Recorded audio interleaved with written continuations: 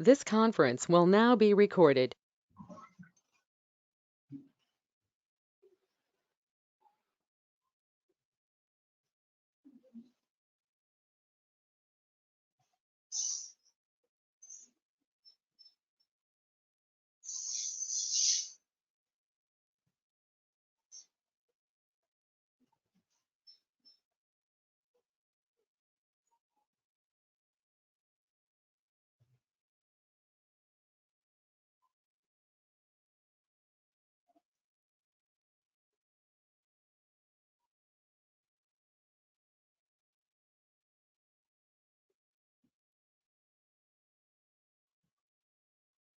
आर्या, ह्याचा आवाज काय येत नाही बघ. आता आवाज येत होता. लेक्चर चालू झालं. हा, हे पूर्ण कसं करायचं? ते असंच येते, नोटीसवर असेच असते. ठीक आहे, असंच आहे ना ते बघ. हा त्यांचं ते स्क्रीनच आहे वाटतं. ती एवढीच आहे त्याची स्क्रीन. उठ उठ.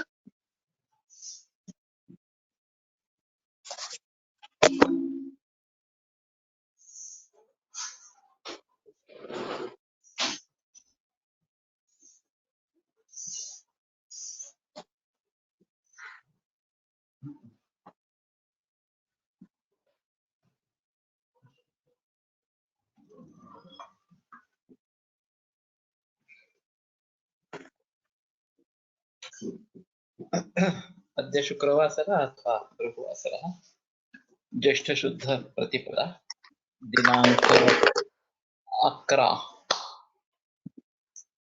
जून 2021 नाडी परीक्षा वैद्य दिलीप गाडगीळ पुणे शंखं चक्रं जलधान्दसतमृतघटं चारुदोर्भिश्चतुर्भिः सूक्ष्मस्वच्छातिरुद्यां शुकपरिविलसन् मौलिनं भोजनेत्रं कालाम्भोदोज्ज्वलाङ्गं कटितटविकटचारुपीताम्बराढ्यं वन्दे धन्वन्तरिं तं प्रौढदावाग्निलीलं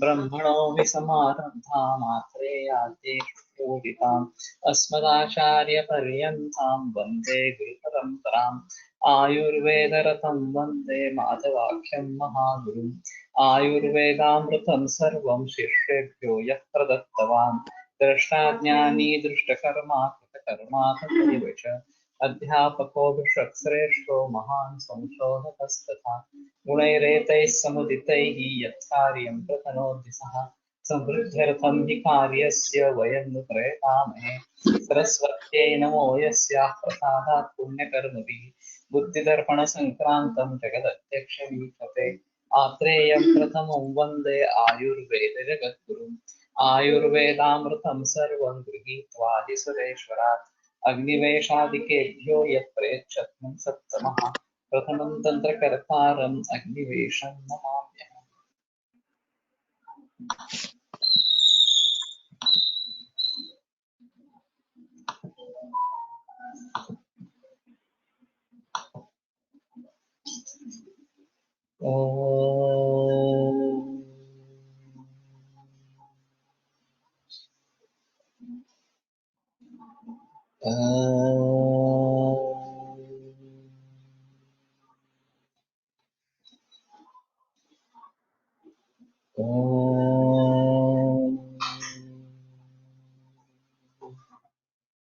ओम शांति शांति शांति।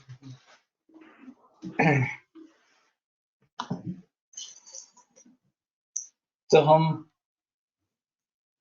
केस पेपर का चौथा फॉर्म देख रहे हैं, चौथा पेज, और उसमें नाड़ी ये एक परीक्षण का मुद्दा था। तो मैंने कहा था कि मैं इसके बारे में जिक्र करूंगा। तो जो ज्ञान मैंने अशोक भट्ट वैद्य से पाया है वो अभी मैं थोड़ा सा बताता हूँ, और फिर बाद में वैद्य राय जो मध्य प्रदेश में है और जिसका ज्ञान मुझे सुसाना ये चिले के पेडिट्रिशियन के द्वारा प्राप्त हुआ था वो मैं अंत में बताऊंगा। बेसिकली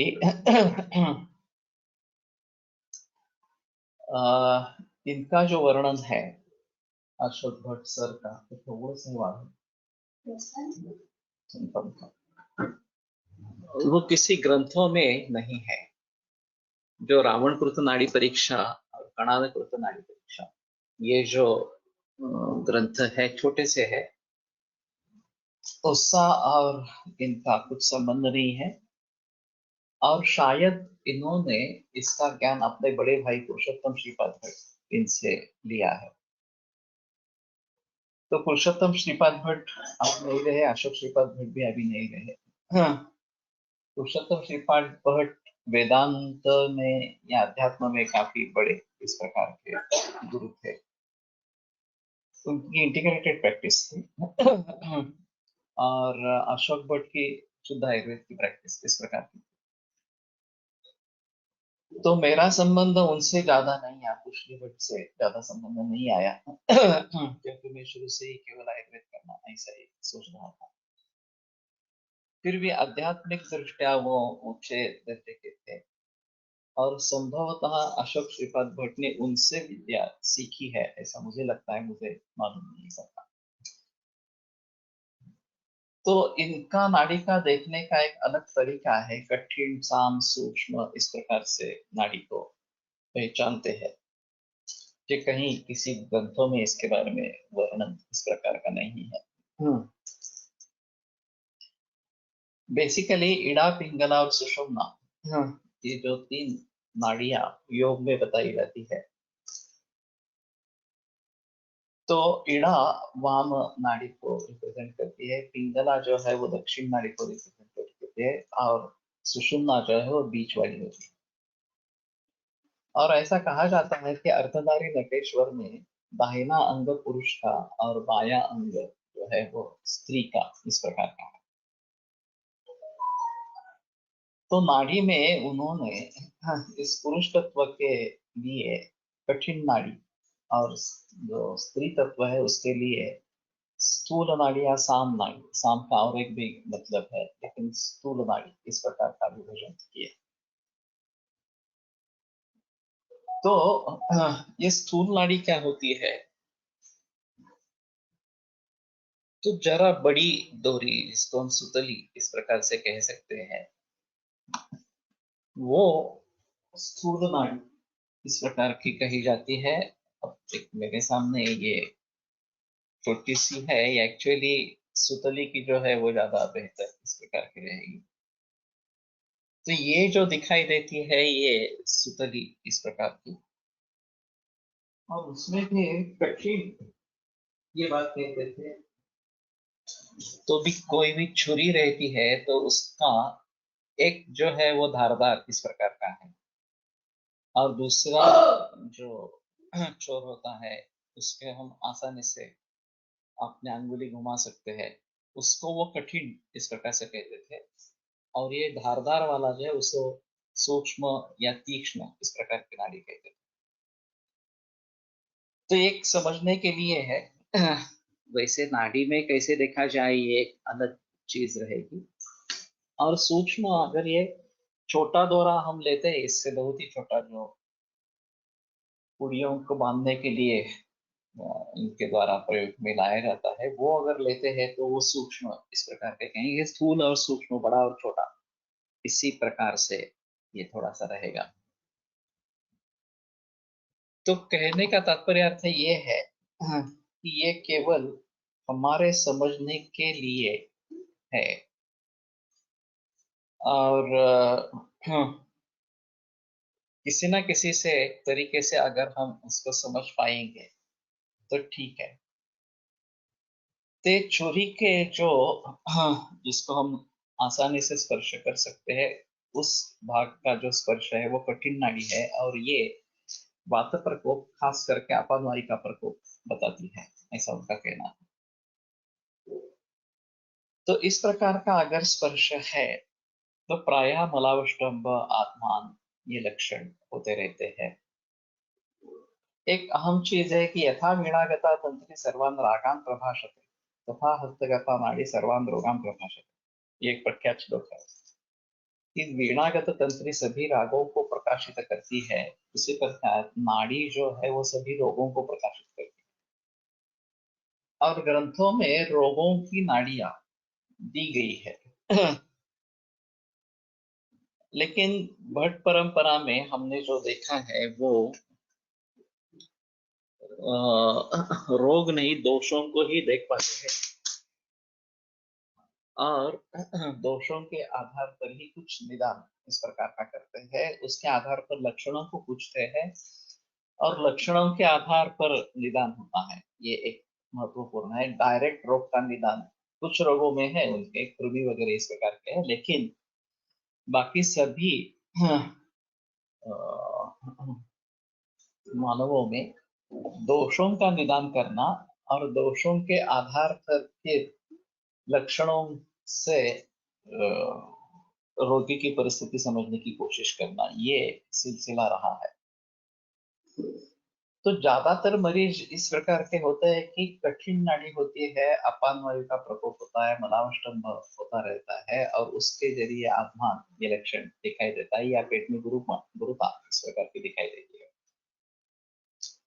तो ये बात अगर आप लोगों को बता देंगे कि हाँ ऐसी ऐसी स्थिति है क्या, ये लक्षण है क्या, तो लोग बड़े खुश इस प्रकार के हो जाते हैं। तो इसमें अगर स्थूलत्व है, नाड़ी में कठिन है और स्थूल भी है इस प्रकार की, और गुरुत्व उसमें है, तो गुरुत्व ये महसूस करने की चीज है। स्थूल तो स्पर्श से हम जानेंगे, जैसे कि सुतधि के बारे में मैंने कहा था, लेकिन गुरुत्व जो है वो हमें गुरु लगती है इस प्रकार से। तो ये वाम बाजू का निदर्शक इस प्रकार की है और सामता गुरुत्व अगर उसमें है तो अमावस्था की द्योतक इस प्रकार की है और इसमें उदर गौरव या प्रतिशय कफ के लक्षण होना या काष्ठवास इस प्रकार के लक्षण होना ये दिखाई देता है।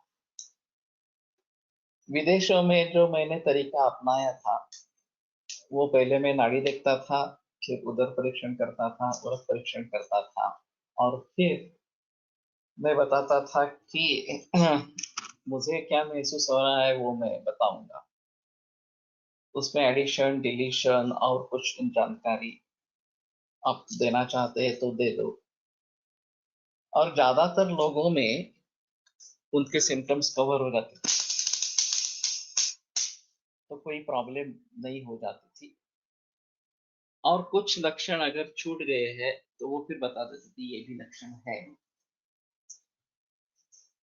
जनरली माइनर इस प्रकार के कुछ लक्षण है, बाल गिरते हैं या आंखों में कुछ प्रॉब्लम है इस प्रकार से वगैरह, वो तो मैंने कभी इस नाड़ी के जरिए सोचे भी नहीं थे कि ऐसा कुछ प्रॉब्लम होगा। कॉन्स्टिपेशन, अम्लपित्त, तमकश्वास या फिर पृष्ठवंश से संबंधित कुछ गड़बड़ी, इसके बारे में जानकारी मिल जाती है। और वैसे ऑस्कल्ट करेंगे तो भी फिर चेस्ट कंजेशन है या नहीं है वगैरह के बारे में जानकारी मिल सकती है। उदर परीक्षण में पेट में गौरव है तो हमारी पुष्टि हो जाती है कि बराबर नाड़ी गुरु स्थूल इस प्रकार की थी, तो पचन अच्छा नहीं है, कॉन्स्टिपेशन है वगैरह वगैरह इस प्रकार से। भट्ट सर केवल नाड़ी ही देखते थे, वो उदर परीक्षण वगैरह नहीं करते थे। और आगे आगे उन्होंने वो भी छोड़ दिया था, केवल स्वर से नाड़ी पकड़ लेते थे। जो बोल रहा है वो रोग के बारे में कुछ ना बोले, लक्षणों के बारे में कुछ ना बोले, लेकिन नाम वगैरह इस प्रकार का कुछ हो तो उसके आधार पर भी एक कठिन नाड़ी है, बात साम नाड़ी है और इस प्रकार से करके बता देते थे कि ये लक्षण है तुम्हारे। और 70-85% तो लक्षण ठीक तरीके से आते थे, जो वो बताते वो सही निकलते इस प्रकार के। डावी बाजू उजवी बाजू कशी ठरवावी नाड़ी में, कठिन नाड़ी है तो राइट और साम नाड़ी या स्थूल नाड़ी है तो लेफ्ट, इस प्रकार का है। तो अभी उनकी परंपरा में दोनों हाथ की नाड़ियां देखी जाती थी सभी लोगों, चाहे मर्द हो या स्त्री हो, औरत हो। बहुत सारे परंपराओं में पुरुषों की केवल दक्षिण नाड़ी और स्त्रियों की केवल वाम हस्त की नाड़ी देखी जाती है, उल्टा नहीं देखते हैं। लेकिन भट्ट की परंपरा में दोनों नाड़ियां देखते थे, तो मैं भी देखता हूँ इस प्रकार से। और दोनों नाड़ियों में अंतर भी आ सकता है, ये भी एक अहम मुद्दा इस प्रकार का है। तो अगर कठिन नाड़ी है तो दक्षिण अंग में कुछ गड़बड़ है। वो ऐसा करते थे कि समझो कि दंत शूल इस प्रकार का। अभी हमें तो पता नहीं है कि कौन सा दांत दुख रहा है। इस प्रकार नाड़ी पकड़ के वो बताते थे कि लेफ्ट अपर लास्ट सेकंड और समथिंग लाइक दैट, ये दांत में दर्द है इस प्रकार से। तो रोगी बहुत आश्चर्यचकित हो जाते थे कि इनको कैसे पता चला कि यही दांत दुख रहा है इस प्रकार से। तो उसमें उनका लॉजिक थोड़ा सिंपल था। हाँ, मैंडिबल जॉइंट जो है वो अनिसुंदी, इसमें ऊपर वाला भाग फिक्स है और फिर जॉ जो है मैंडिबल वही ऊपर नीचे इस प्रकार का होता है। तो ये चल है। तो चल है यानी कि वातका है, वातका है यानी कि कठिन नाड़ी इस प्रकार। तो अगर कठिन नाड़ी है तो निचला हिस्सा चाहे लेफ्ट हो या राइट हो, वो उसमें कहीं दर्द है इस प्रकार से। अब अपने ही दिमाग में ऐसा सोचना कि ये लाइट लेफ्ट हो सकती है या राइट हो सकती है। एक बार हमने कठिन है तो समझ लिया कि नीचे वाला है, साम है स्थूल है तो ऊपर वाला। तो फिर मन में विचार करना कि लेफ्ट होगा या राइट होगा इस प्रकार से। तो अगर सामता आती है तो इसमें नाड़ी बदल जाती है। पहले कठिन नाड़ी हुई थी, बाद में अगर स्थूल नाड़ी इस प्रकार की हो गई तो समझ लेना है कि वाम का है। और उसमें भी अंतिम जो है बात है, और शुरू में आगे में जो है कफ है। जैसे वयोरात्रि भुगतान अंत्यंत मध्य अधिकार क्रमांक, इसी क्रम को ध्यान में रखते हुए अंतिम वाले दांत है तो कठिन नाड़ी आएगी, और पहले वाले है तो साम नाड़ी आएगी, और बीच में पित्त की भी नाड़ी आ सकती है। बीच में नाड़ी है, साम कठिन दोनों है, तो बीच वाले कोई दांत इस प्रकार के दर्द कर रहे हैं। तो इसमें थोड़ा जजमेंट का पार्ट है कि सही तरीके से बता पाना, ये थोड़ा सा जजमेंट इस प्रकार का पार्ट है। लेकिन वो बताते थे उसी प्रकार जन्मदिन भी बताते थे कि एक पूरे संवत्सर को अंत और आदि ऐसा और मध्य इस प्रकार से पकड़ के चैत्र से आरंभ करके फाल्गुन मास तक कौन सा मास होगा, ऐसा कुछ जजमेंट लेते थे।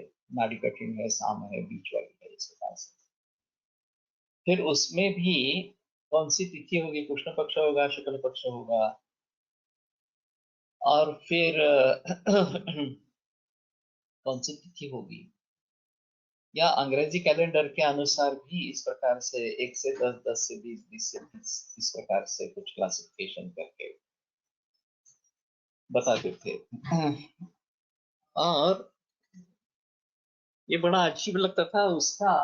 वास्तव में रोगों से क्या संबंध है, नहीं, ये अलग चीज है, लेकिन दूसरे को विस्मयचकित करने के लिए ये बहुत बढ़िया इस प्रकार का है।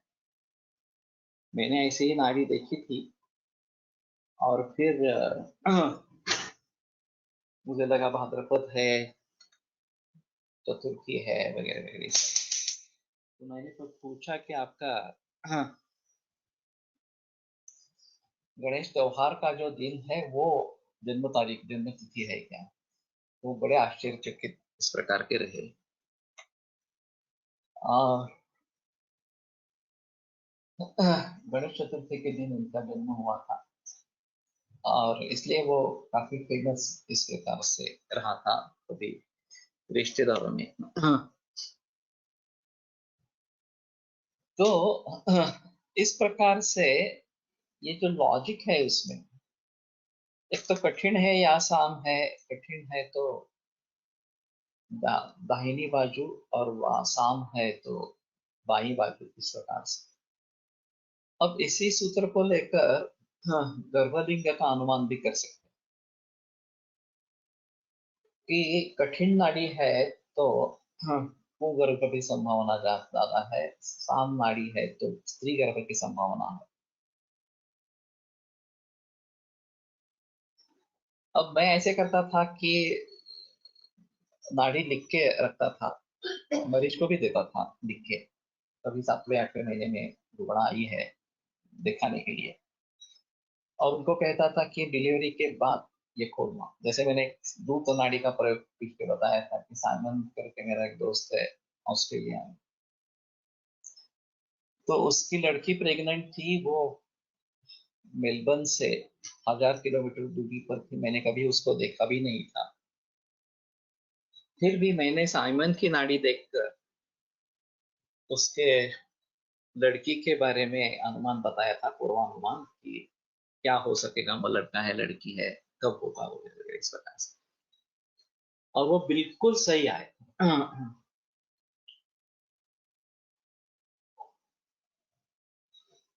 तो इसमें भी रविवार का दिन ये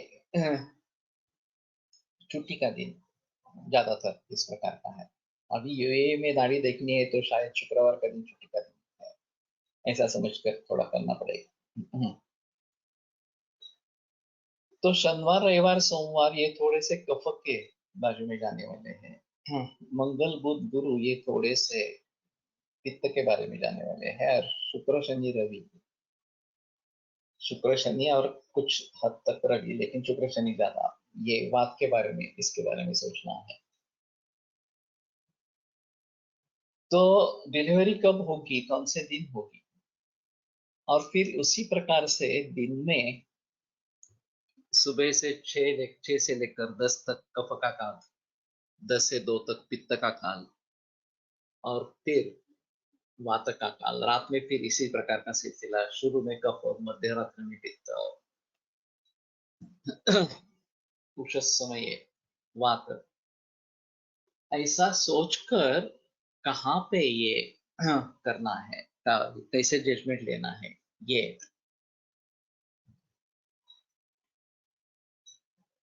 इस प्रकार से हो सकता है। कनिष्ठिका अंगुली मध्ये राईट लेफ्ट मध्ये परीक्षण करून मुलगा किंवा मुलगी अजून जे 3 पोर असतात त्यात जे नाडी मिळते आणि आहेत त्यांनी ट्रायमेस्टर कळतात। कनिष्ठिका अंगुली मध्ये राइट लेफ्ट मध्ये परीक्षण करूं,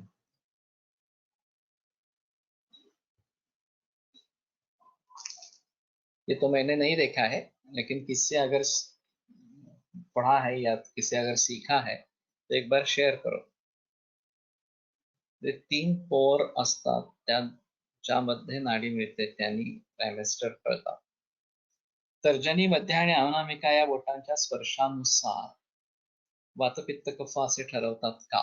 तसेच करांगुलीच्या स्पर्श नाडी स्पर्शावरून गर्भावस्था निदान करतात असे आहे। इसमें वो ऐसा मानते हैं कि अंगुष्ठ मूल को छोड़कर एक अंगुल कितना अंतर रखना है, और फिर यहाँ रेडियल पल्स देखनी है। ज्यादातर ये रेडियल पल्स लगती जो है वो वात और वातपित्त में लगती है, कफ में बहुत ही कम दिखती है। अगर बहुत ही प्रेस करेंगे और इनको ढीला छोड़ेंगे तो कफ में थोड़ा मिल सकती है, नहीं तो अंगुष्ठ की तरफ जो हमारी अंगुली है वो वात को निर्देशित करते हैं, मध्यमा अंगुली जो है वो पित्त को निर्देशित करती है, और शरीर के तरफ जो अंगुली है वो कफ का निर्देश करती है। अभी जो गति के बारे में ग्रंथों में बताया गया है कि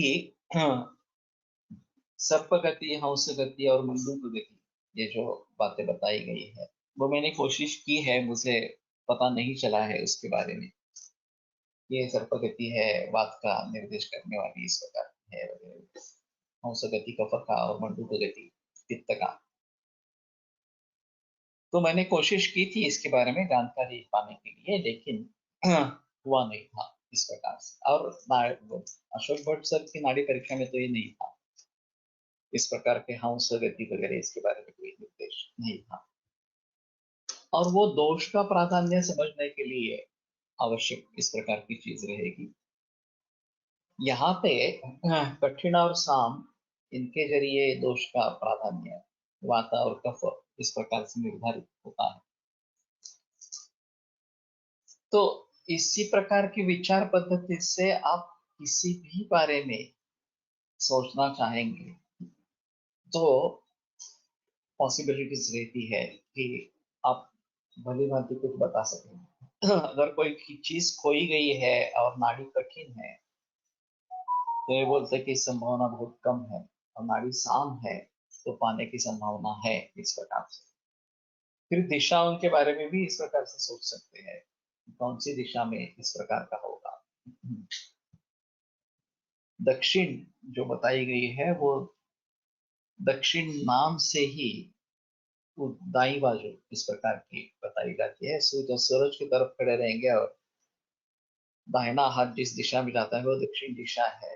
हाँ। तो कठिन नाड़ी है तो दक्षिण है, वाम नाड़ी है तो उत्तर है, वगैरह वगैरह। इस प्रकार से इस बीच में कुछ नाड़ी है तो पूर्व या पश्चिम हो सकती है। तो इसके आधार पर कहाँ होगी, अगर वस्तु गुम कहीं है कहीं पे तो कहाँ होगी इसके बारे में बता सकते हैं। लेकिन इसका मेडिकल से कुछ संबंध नहीं। वेत्ता ही वेद्यम अन्यथा विनत्ति, इसके आधार पर ये इस प्रकार का जिक्र चलता रहता है।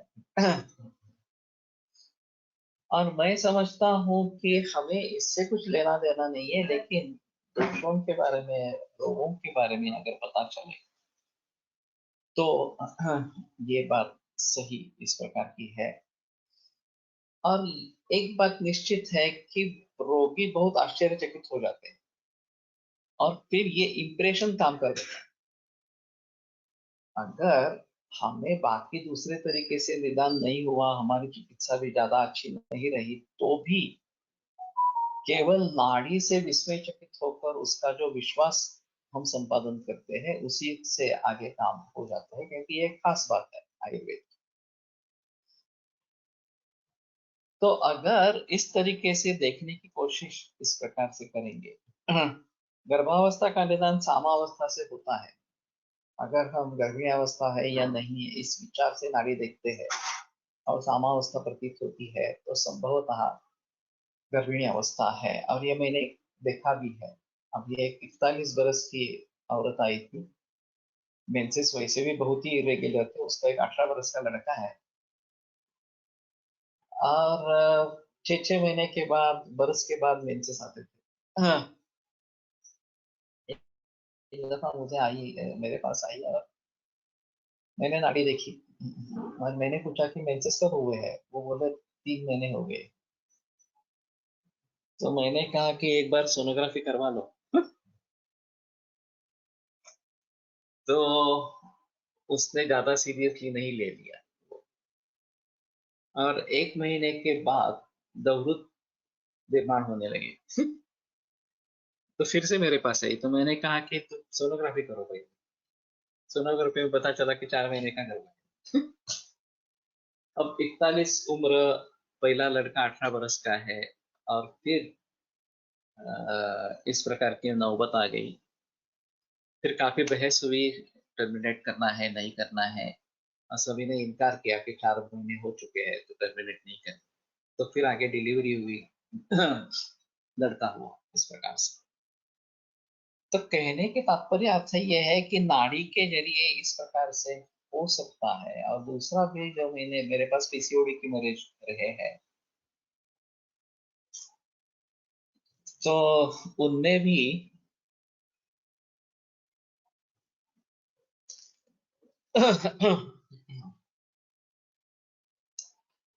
मेंसेस रिलेट रहते हैं और फिर मुझे महसूस हुआ कि नहीं गर्भधारणा है, तो मैंने फिर सोनोग्राफी करने का बताया। सोनोग्राफी में पता चला कि गर्भावस्था है और फिर आगे उसका जो है तो किया गया। काही कार्डियक पेशंटमध्ये नाडीगती वाढलेली असते ती कोणत्या प्रकारची समजा। ये हमारी द्रुतगति के हिसाब से वायु का प्रकोप इस प्रकार का ही रहेगा और उसी को ध्यान में रखते हुए हाँ, आगे कैसे सोचना है ये सोचना पड़ेगा। लेकिन टैकीकार्डिया, ब्रेडिकार्डिया या एलोपैथी में ज्यादा जिक्र इसके बारे में है।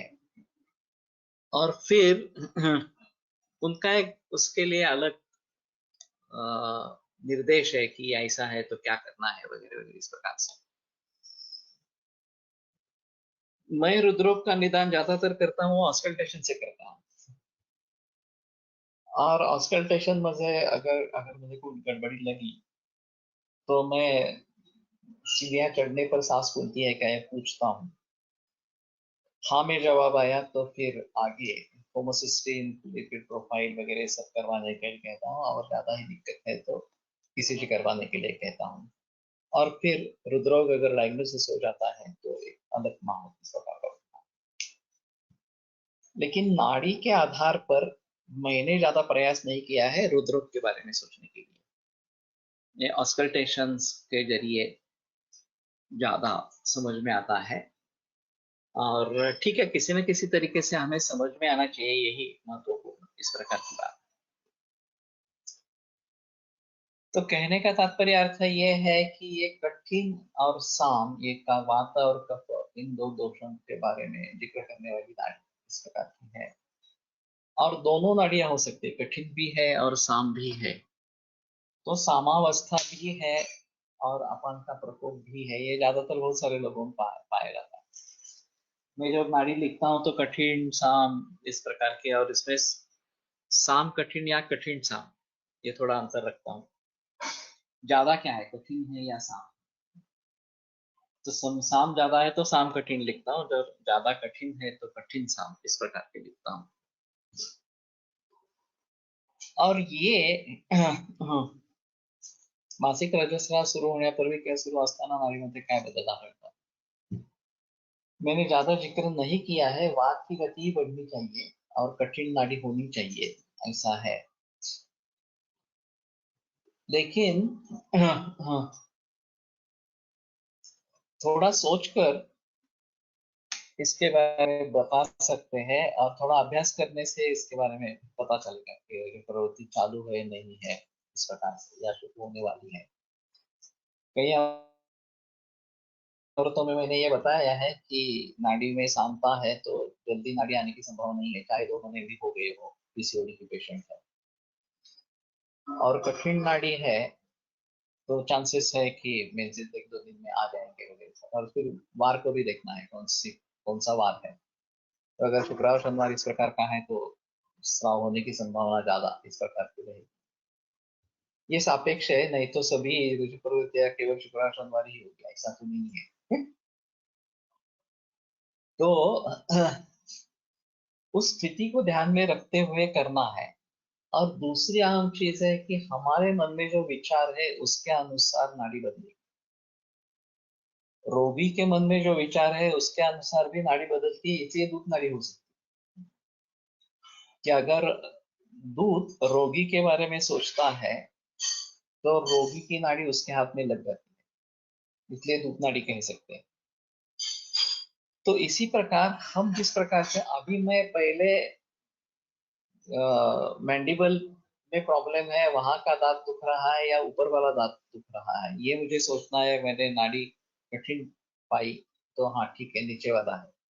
अब उसमें लेफ्ट है राइट है, तो फिर से मैं सोचूंगा हाँ कौन सी है इस प्रकार से, कौन सी बाजू होगी। उसमें सामता आई तो वाम बाजू है इस प्रकार से। फिर उसमें कौन सा दांत होगा, तो उसमें कठिनता आई तो पिछले वाला जो दांत है वो ज्यादा दर्द कर रहा है वगैरह इस प्रकार से। तो अपने विचारों से मैं उसमें परिवर्तन ला सकता हूँ, नाड़ी में परिवर्तन ला सकता हूँ। और फिर उस क्षण में जो नाड़ी मिलेगी उसके आधार पर ये बताना इस प्रकार का है। तो कहने का तात्पर्य अर्थ है कि ये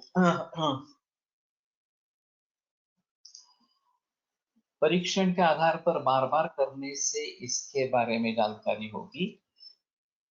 इसके लिए तपस्या चाहिए, अभ्यास चाहिए, ये सबसे अहम है। आज शुरू किया कि लग फिर तुरंत ये असर हो जाएगा, ऐसा नहीं है।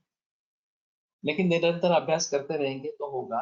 और उदर परीक्षण वैसे आसान है थोड़ा सा, और खाली पेट करना ही इतना ही उसमें महत्वपूर्ण है।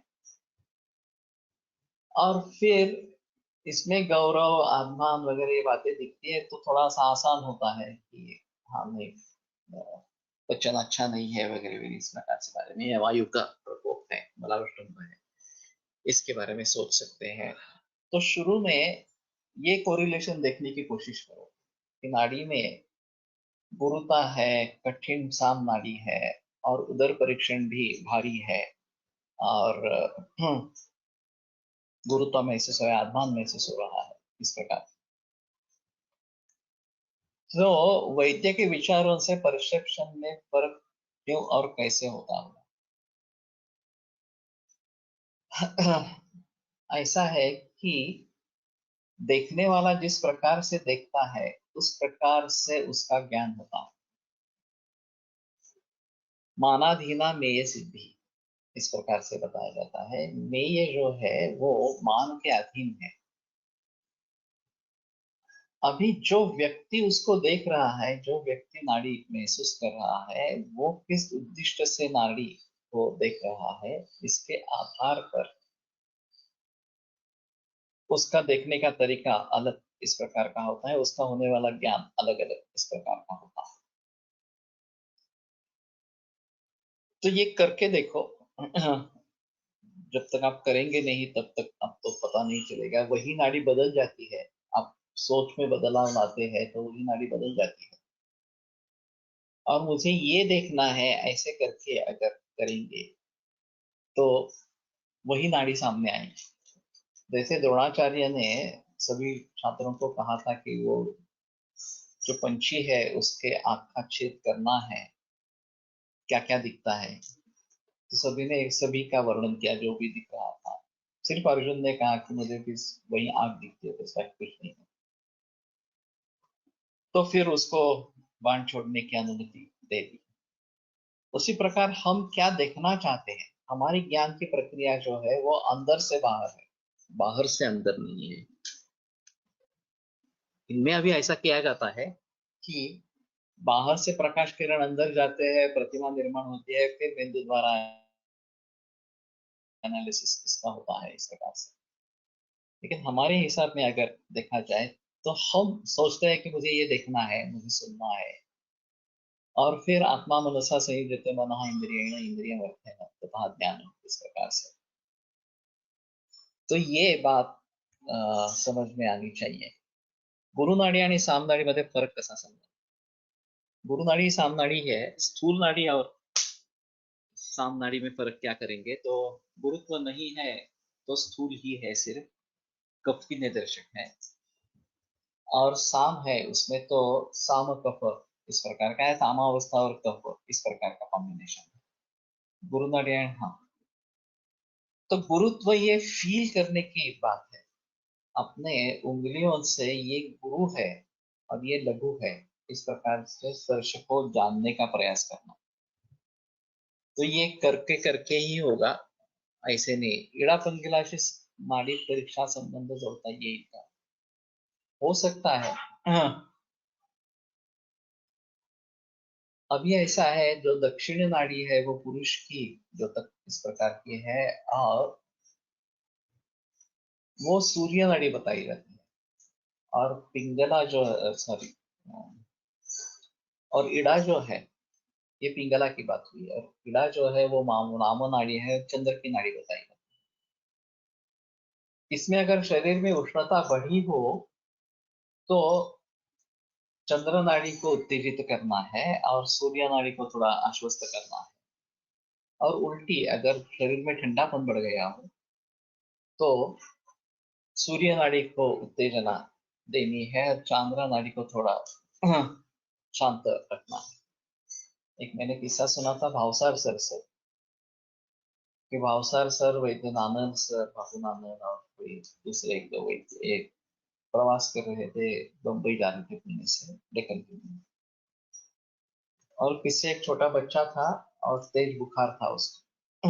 हाथ लगाते ही पता चल रहा था कि बहुत ही बुखार है। अब ये प्रवास कर रहे हैं, साथ में कुछ साधन नहीं है, औषध कुछ भी नहीं है, तो तेज बुखार था, तो वो सब उसके माता पिता बहुत त्रस्त हुए थे कि कैसे करेंगे, क्या करेंगे। तो भावसार सर ने बताया कि आप दाहिनी नाड़ी बंद करो ना, और केवल लेफ्ट नॉस्ट्रिल, चंद्र नाड़ी से ही उसको सांस लेने दो, देना छोड़ना। और ये नामल वगैरह सर भी वहीं पे थे। वो करने से उसकी उष्णता कम हुई, बुखार थोड़ा कम हो गया।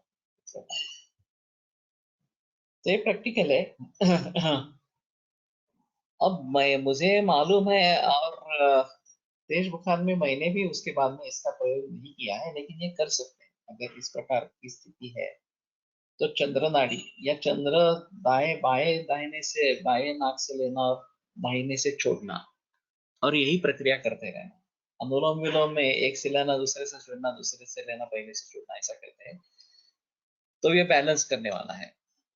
लेकिन अगर हम चंद्रभेदी प्राणायाम करना चाहते हैं तो बाएं से ही लेना, बाएं से ही छोड़ना, या बाएं से लेकर दाहिने से छोड़ना, इस प्रकार से कर सकते हैं। तो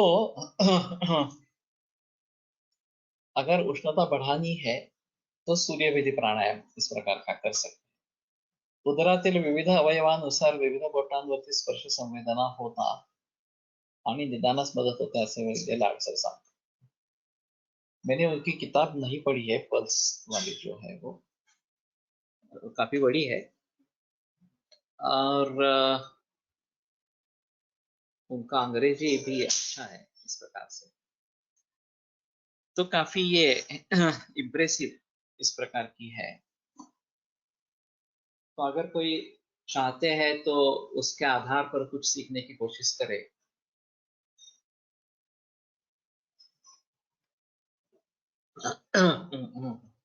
वो एक अलग ही माहौल इस प्रकार का है।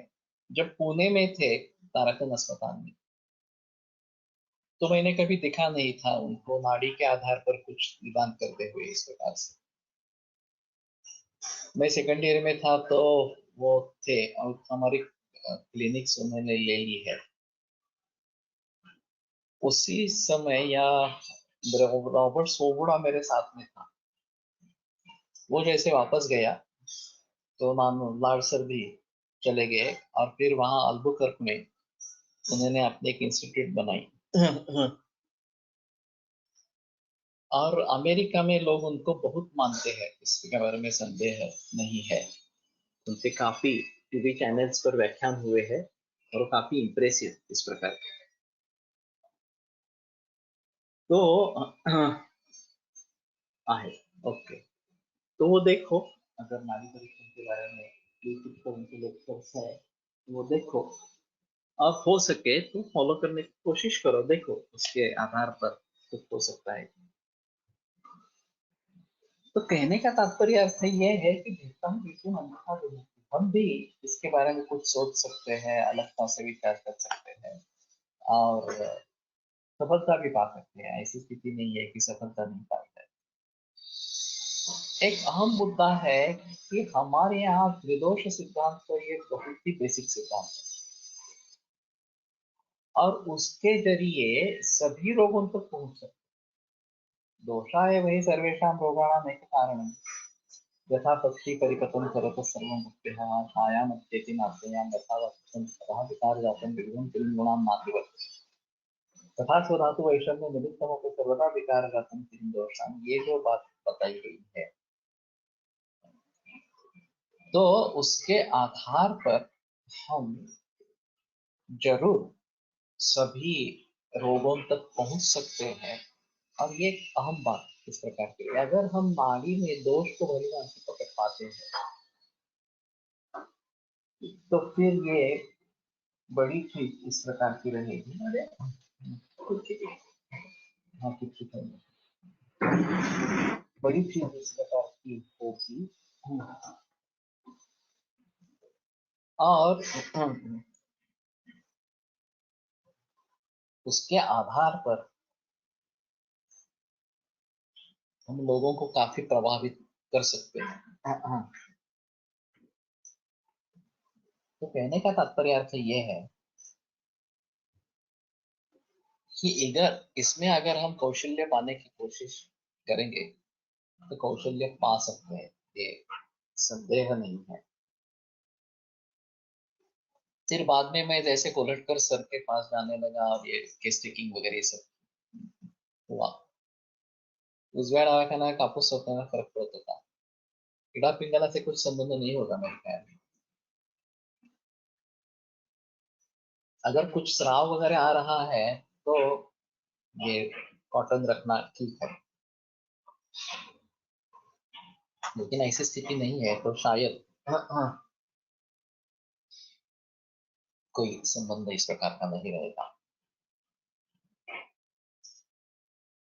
योगी लोग जो कुबड़ियां प्रयोग में लाते हैं उसका संबंध इडा पिंगला से है। वो अपनी नाड़ी को बदल सकते हैं। अगर समझो वाम नाड़ी चल रही है और उसको चेंज करनी है तो बाया कुक्षी में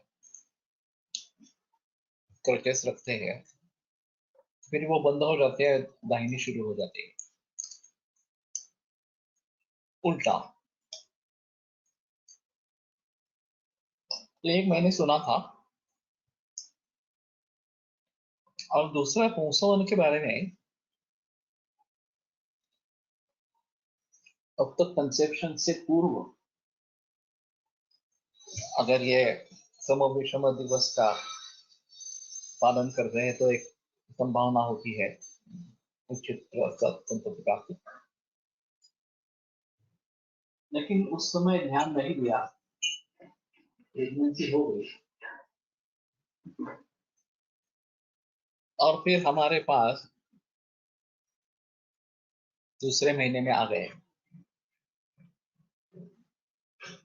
तो शास्त्रों के अनुसार मुंसोन कर सकते हैं, चाहे लड़का चाहिए या लड़की चाहिए।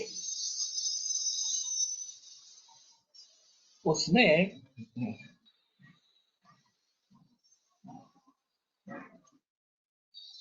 एक बात ऐसी है कि करीबन 85-90% तक यश मिलता है, लेकिन फिर भी 10-15% में नहीं होता है सक्सेस। तो मैं शुरू से ही बताता हूँ कि इसका इतना रिजल्ट है, आपको अगर एक्सेप्टेड है तो ही करो। जैसे कि पुरुष गर्भ की कामना कर रही है और स्त्री गर्भ हुआ, तो मैं कहता हूँ कि कभी भी उसके बारे में सोचना ही नहीं है, परीक्षण भी करना नहीं है। एक बार पुंसवन कर दिया, बस डिलीवरी के बाद में सोचेंगे। और फिर जो भी है वो आनंद से एक्सेप्ट करना है।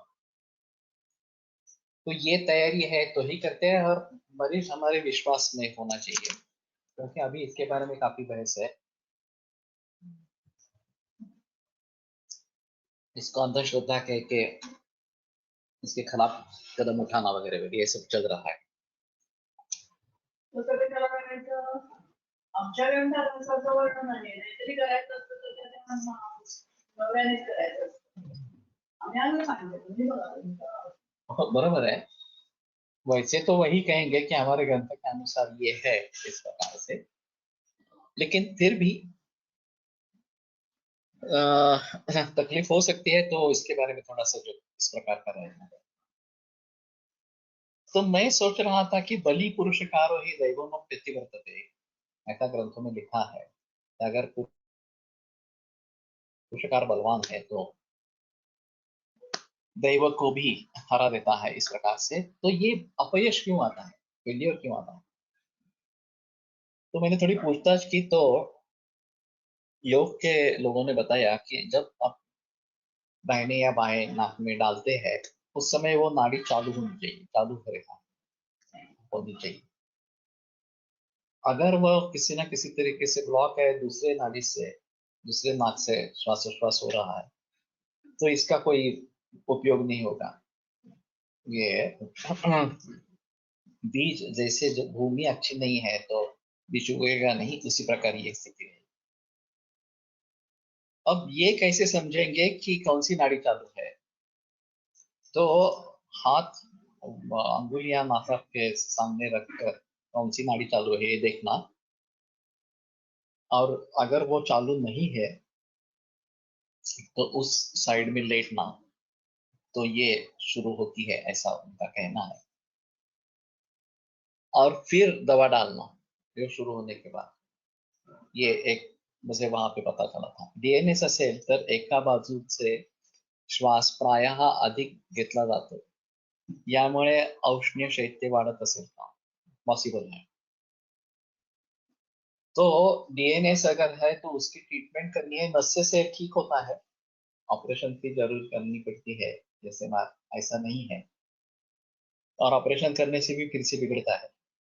जो बेटर ऑप्शन है कि लगातार नस्य करते रहेंगे वगैरह, तो डीएनएस ठीक होता है। और ये भी दातार गुरुजी के हिसाब से औष्ण्य ज्यादा है और वाम नासा जो है वो ऑब्स्ट्रक्टेड है, ऐसी है, तो परिपाटी काढ़ा वगैरह देना एक ठीक है, लेकिन नस्य करने के लिए भी बताना ये भी अच्छा रहेगा। उन्होंने हे आयुर्वेदात प्रजास्थापनेसाठी देखील आहे, केवळ पुरुष स्त्री गर्भ अस्तित्व सर्वांसाठीच आहे असे नाही, त्यामुळे सर्वांमध्ये पुंसवन विधी हा करायलाच हवा। ये लेकिन सेंसिटिव इशू है। पुत्रोत्पाद स्थिति प्रदन ये बताया गया है, नासयास्य नवापि तंबटशुंकाष्टकम तथा इस प्रकार से। तो ऐसा लक्ष्मणानंदम पुत्रोत्पाद स्थिति प्रदन नासयास्य नवापि तंबटशुंकाष्टकम तथा, तो स्थिति प्रद भी है। और लोग पागल होते हैं, सिर्फ हमें विशिष्ट चाहिए, गर्भ विशिष्ट लिंग चाहिए इसके लिए, वो बाकी कुछ सोचते नहीं है। तो फिर ये मनोशुद्धीनंतर किती वेळाने नाडी पहावी, ये तो ऐसा सोचा नहीं है, क्योंकि हमारे पास मरीज आते हैं वो 9-10 बच्चों के बाद में ही आते हैं, और संभवतः मतलब प्रवर्तन सुबह ही हो जाता है, तो मालूम नहीं, इसके बारे में देखा नहीं है, सोचा नहीं है। इफ नाड़ी palpable on ulnar side is to be considered as भूत और वचा नाड़ी, how do we understand this?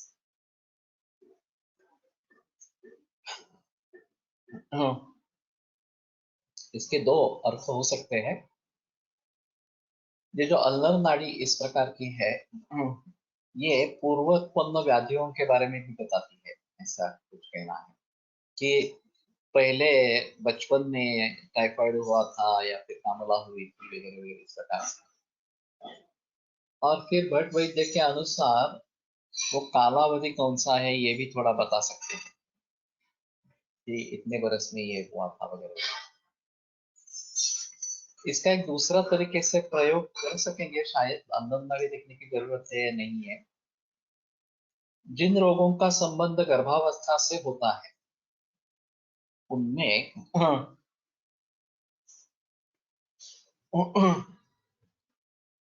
किस महीने में कुछ हुआ था ये पूछताछ करते हैं, और कई दफा वो बता नहीं पाते क्योंकि मरीज हमारे पास काफी देर में आया, इस प्रकार का भी होता है, या उसकी माँ साथ में आई ही नहीं है, ये भी बहुत पॉसिबल है।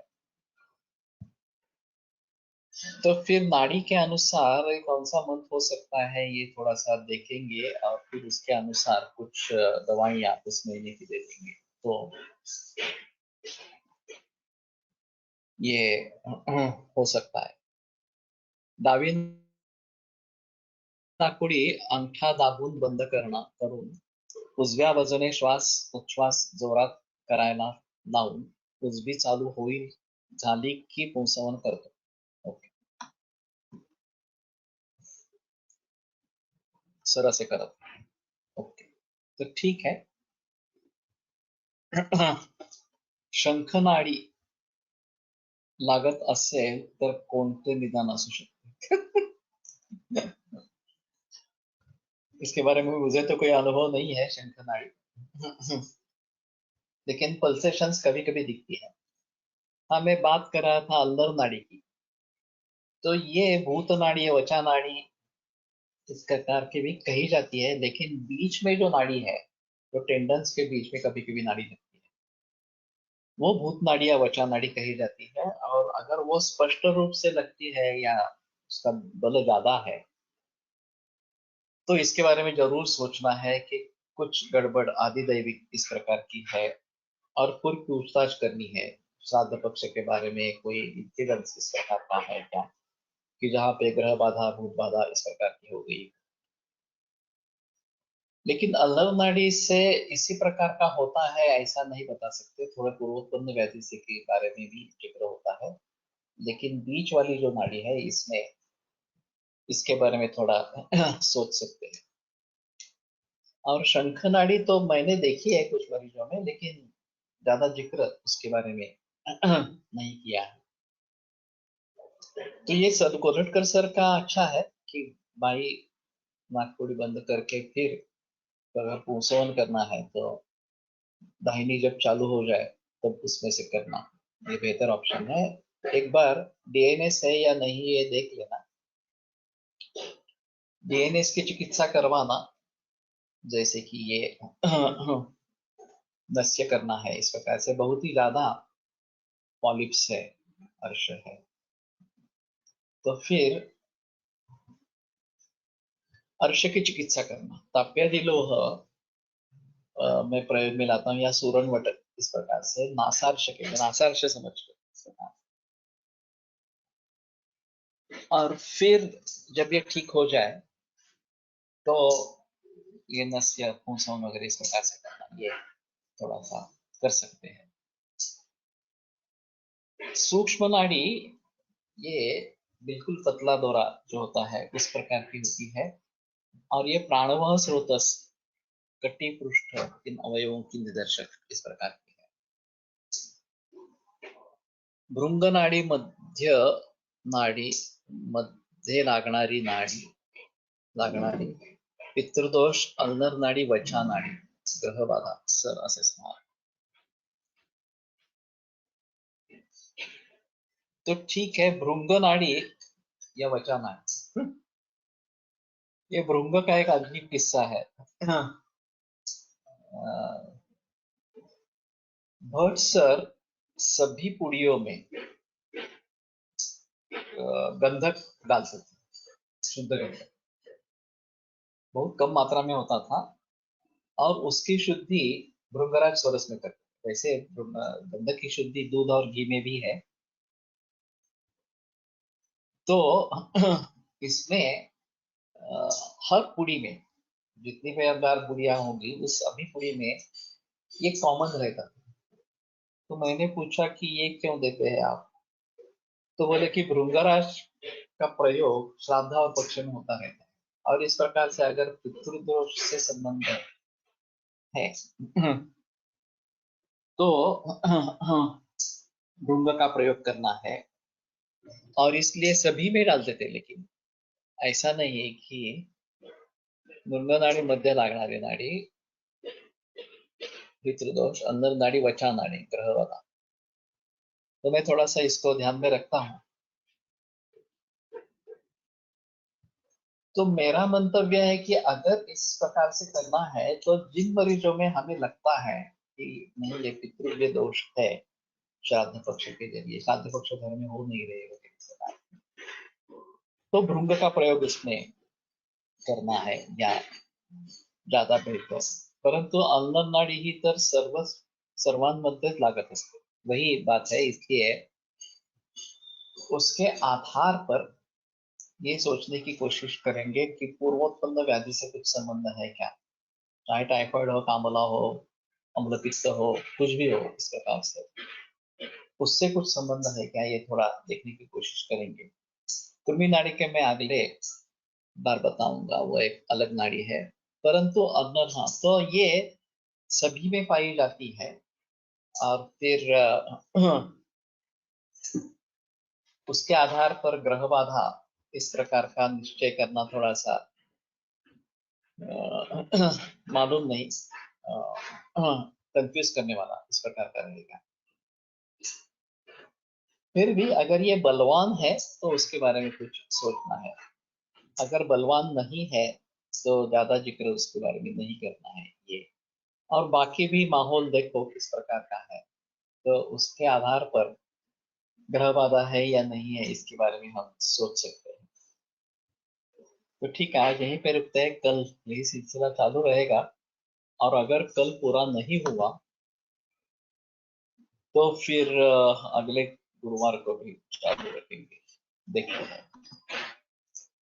आयुर्वेद प्रकांडो निगदित इति शल्यतंत्र प्रधानः शिष्येभ्यः शाश्वतोऽयं निखिलजनकृपा व्याप्तचित्तेन येन आयुर्वेदस्य वाञ्छन् पुनरपि भुवने तांश सुष्ठु प्रतिष्ठां श्रेष्ठं धन्वन्तरिं तं प्रणमति च सदा वैद्यवर्गो हि नूनम् वैद्यवर्गो हि नूनम्।